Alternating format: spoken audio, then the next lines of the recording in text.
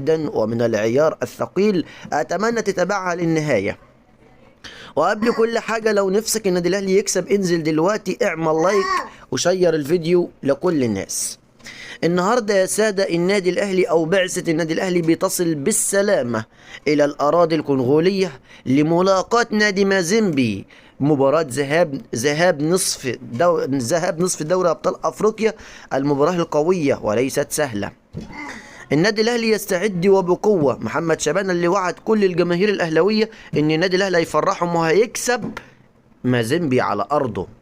كريستو الموهبه المظلومه داخل النادي الاهلي، لاعب موهوب، لاعب متالق، لاعب مبدع، ولكن مارسيل كولر اللي دايما بيبعده عن التشكيل، اللي دايما بيبعده عن القائمه، اللي هو مظلوم داخل النادي الاهلي.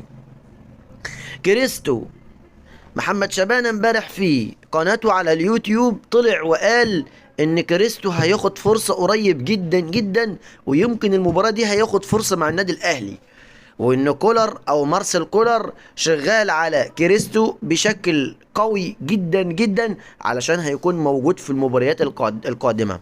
وعودة امام عاشور، بالفعل امام عاشور هيعود، ولكن مش هيلعب مباراة النادي الاهلي ومازيمبي اللي هتكون في الذهاب، هيلعب مباراة العودة مع النادي الاهلي في استاد القاهرة ان شاء الله. وعودة مروان عطية وعودة حسين الشحات، طبعا مروان عطية ايضا هيعود مع امام عاشور، ولكن حسين الشحات لسه قدامه اسبوعين لما يعود مرة اخرى.